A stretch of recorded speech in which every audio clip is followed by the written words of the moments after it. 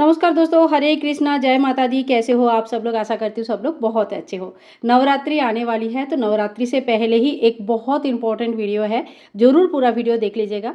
माता रानी की 9 दिनों का सेवा हम घर पर करते हैं और 9 दिनों में माता का अलग-अलग स्वरूप का पूजन किया जाता है। अलग-अलग स्वरूप में माता को अलग-अलग रंग और अलग-अलग भोग पसंद है। अगर इसी हिसाब से हम पूजा कर सकते हैं तो मन को भी बहुत सैटिस्फैक्शन मिलता है, साथ ही में माँ भी बहुत खुश होते हैं।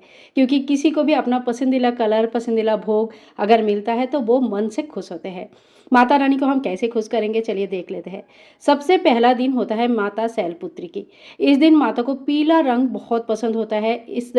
जो हर दिन के जो रंग है, कलर है, इसके ऊपर एक सेपरेट वीडियो है, आप ज़रूर देख लीजिएगा कि कौन से दिन आपको कौन से रंग पहनना है। पहले दिन आपको पीला रंग पहनना है और माता को घी का भोग चढ़ाना है। घी आप घर पर भी बना सकते हैं या तो आप चाहे तो बाज़ार का जो शुद्ध देसी गाय का घी है वो भी चढ़ा सकते हैं। पहले दिन माँ को घी का भोग चढ़ानी है। नवरात्र के दूसरे दिन माँ ब्रह्मचारिणी की पूजन होती है। इस दिन माता को बतासा या चीनी की भोग लगाया जाता है। तो देखिए यहाँ पे मैंने बतासा ले लिया। आप चाहे तो चीनी सबके घर में होते हैं, चीनी का भी भोग लगा सकते हैं, मिश्री का भी भोग लगा सकते हैं। माँ को इस दिन हरा रंग का चुनरी उड़ा सकते हैं, अपना हरा रंग का कोई साड़ी या सूट पहन सकते हैं, क्योंकि इस दिन माँ को हरा रंग यानी कि ग्रीन कलर पहनाया जाता है। तीसरे दिन माता का चंद्र घंटा का स्वरूप का पूजन किया जाता है।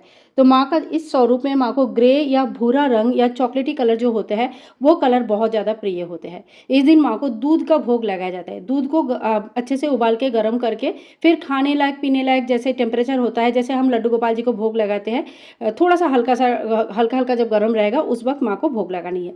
भोग में कच्चा दूध नहीं लगता है, ध्यान रखिएगा। जब हम अभिषेक करते हैं तब हम कच्चा दूध से अभिषेक करवाते हैं।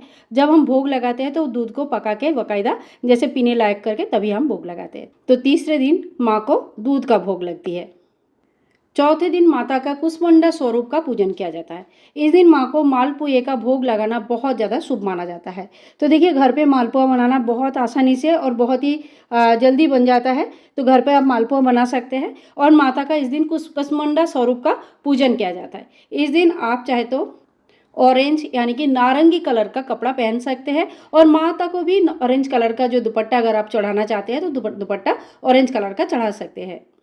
पांचवें दिन माँ का स्कंद माता स्वरूप की पूजन किया जाता है। इस दिन माँ को केले का भोग लगाया जाता है। तो इस दिन के लिए आप केले का व्यवस्था जरूर करके रखिएगा।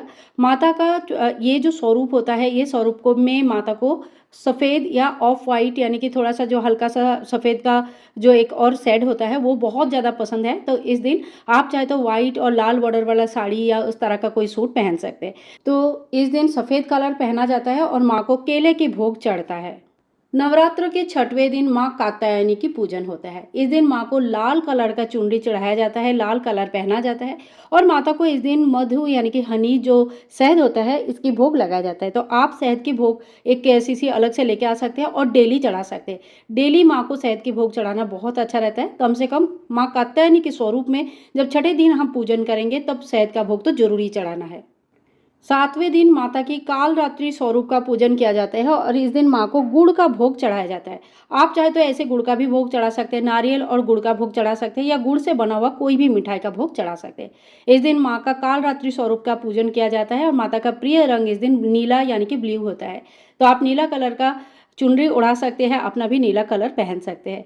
तो इस दिन माता का कालरात्रि स्वरूप का पूजन करने से सभी प्रकार का जो डर होता है हमारे अंदर वो खत्म हो जाता है, शत्रु नाश होता है और ऐसे भोग चढ़ाने से अलग अलग फल की प्राप्ति भी होती है।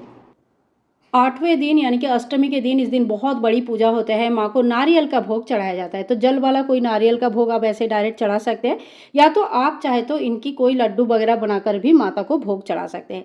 संतान की उन्नति के लिए बहुत अच्छा माना जाता है नारियल का भोग चढ़ाना। इस दिन माता महागौरी की पूजन होता है और गुलाबी रंग उनको बहुत प्रिय होते हैं। आप चाहे तो गुलाबी रंग के साड़ी या सूट पहन सकते हैं, माँ को गुलाबी रंग का चुनरी उड़ा सकते हैं। संतान के लिए इस दिन काफ़ी सारे महिलाएं व्रत भी रखते हैं। नवरात्रि के आखिरी दिन यानी कि 9वें दिन माता सिद्धिदात्री की पूजन किया जाता है। इस दिन कन्या पूजन भी होता है और सुख शांति समृद्धि के लिए इस दिन कन्या भोजन करवाना बहुत ज़्यादा शुभ माना जाता है। आज मैंने हलवा पूरी नहीं बनाया, इसलिए मैंने मिठाई रख के आपको दिखा रही हूँ।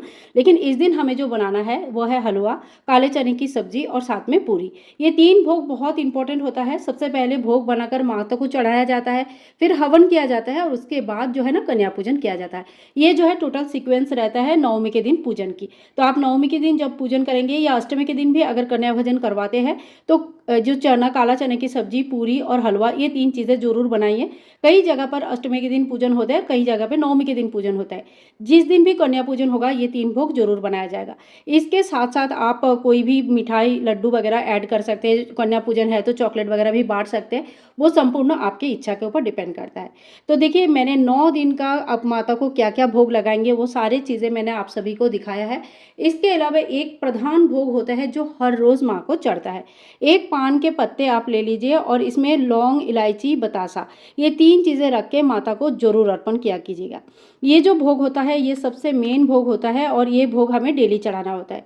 अगर आप डेली हवन करते हो तो इसी भोग में से थोड़ी सी बतासा, 2 लौंग और इलायची लेकर थोड़ा सा उसको घी में डुबोकर फिर हवन में जरूर डालिए, माता को डायरेक्ट भोग लगता है।